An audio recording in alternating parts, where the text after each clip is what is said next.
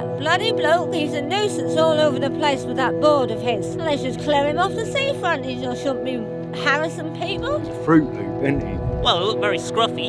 Handed me a leaflet. Wants people to back him up, doesn't he? But he's not all there, is he? The man is a menace. Yeah, he's been in here a few times. I've got my eye on him. He's been in there. We're watching him. He's a scruffy heathen. He stinks. A bit fuzzy, a bit wily-eyed, a bit, strange, really. Very, very strange man, I must say, that handed it to him. Very, very strange man. I think it's a load of old cobblers, really, to be honest with you. That's more leaflets we have to pick up each day in the arcade. He's making it up, isn't he? That's all. Is there any pictures of it? Has anyone seen it, or is it just him talking? I brought my little granddaughter up here the other day, and she was scared stiff of him, that he'd seen. He did give me a leaflet.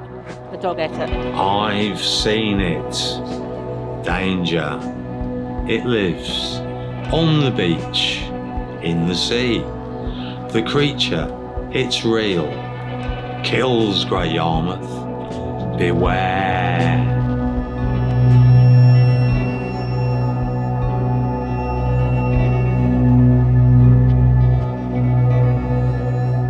Some people think that's poetry, you know. People have actually given me money on the street because they think I'm some sort of radical street poet. But it's not poetry, obviously, is it? It's a statement of fact. I'm Karl Trosclair. I spend most of my days down the seafront trying to make people aware of the Norfolk Sea Creature. Some good days, some bad days. Today was a particularly bad day. Things conspired against me. If you're carrying a sandwich board around, your biggest enemy is wind, and it's pretty windy today, so I struggled with that all day. People weren't receptive, people don't want to know about it, people look at me like I'm the crazy one, you know, so it's a struggle every day, but I feel like I need to do it, you know, because there's people in danger out there. The first scare I had was probably 2 years ago, so I've been doing it every day more or less since then. I had to move away from the seafront though. It got too dangerous down there for me. I was aware that it was honing in on me in particular, so I know it's got a beef with me, like it's a personal thing that me and the creature have got going. So I had to move here in the town to get away from her. I was living on a bench near the waterways, pretty comfortable, and I was kind of happy down there. And then something happened. I started hearing noises. It was like this weird gurgling sound. It was like almost like someone was suffocating or choking to death. And then I looked up, and that's when I first saw her. Want to give me a leaflet? Initially, I shit myself, obviously, you know. I mean, that's going to be the first thing anyone's going to do. Like, so I did that. I managed to waddle away, as far away as possible, but it was gaining on me. I wasn't fast, believe me. When you got pant gravy, it's hard to move, isn't it? So I told some school kids and everything. They seemed a little bit worried, but then the parents took them away. I phoned up Debenhams, all of the major food retailers. None of them were interested. I'm not interested. He's barred from our place down the seafront. He's been telling people that our winkles are attracting some sort of sea creature. That's 5 times this week you've been up here. Now clear off. Like I say, we've banned him from our shop. He should be banned from the whole street, quite frankly. Well, he's daft. Why is he parading around? He's a fucking idiot. Yeah, I used to work on the donuts, but they caught me sticking my fingers in the batter. My major motivation is because I love Great Yarmouth. So I'm doing it for the town, really, more than anything else. And I'm trying to warn people, because there's a real danger out there, you know. Someone could get hurt, not just people, but animals, you know. There's going to be blood down there, and people are going to be bathing in it. But the donkeys down there, they don't know what sort of danger they're in, really.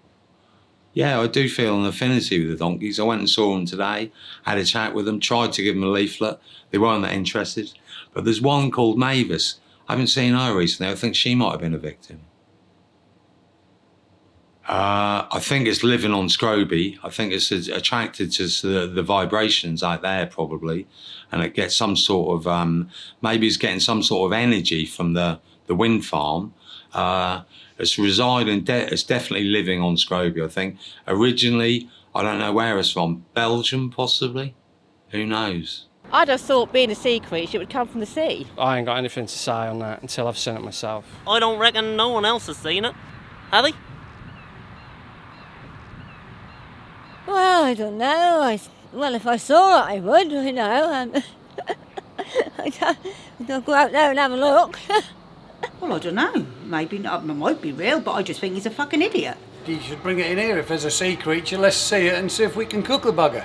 Yeah, this sea creature thing is just a fad, isn't it? That'll come and go, like most things in the town. Don't believe in it, never seen it. Born and bred here, been in Norfolk all my life, boy. And I've never seen it, so I don't believe in it. Sometimes I really, you know, it's about having enough belief to carry on doing what I'm doing because I believe in it. But other days I have moments of self-doubt where I think, is it really worth that? Are people listening? The answer to that is generally no. Well, obviously no, because people are still coming here in their droves. There's pros and cons. I like it. I like socialising with people, you know, but people don't really want to listen to what I'm saying. But I get around that.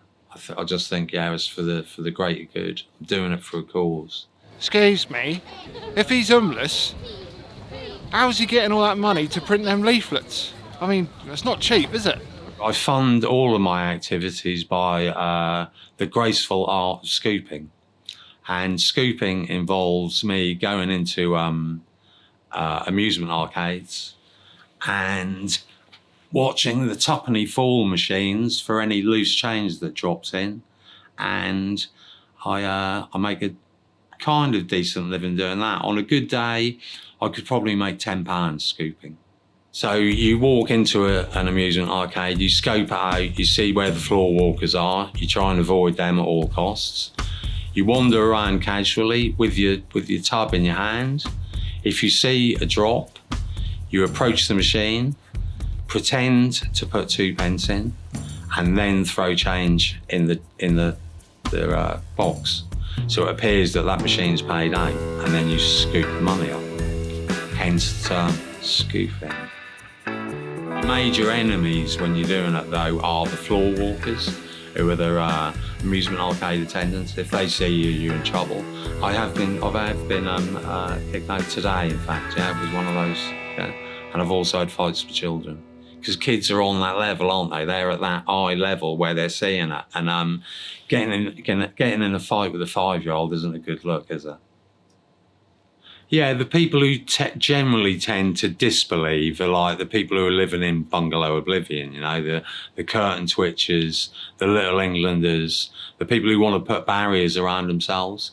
They're more closed-minded to it, you know. I think they've been brainwashed throughout the time to not believe anything out of the ordinary. They want to believe that everything is as it seems, that whatever you see is what you get. Well, if you scratch the surface and dig deep, dig a little bit deeper, there's more out there than people actually imagine.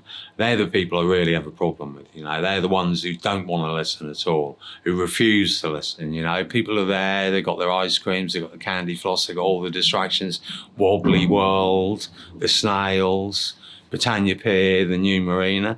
They're too obsessed with having a good time. Well, now isn't the time to have a good time. Until a close family relative is devoured, I don't think people will care.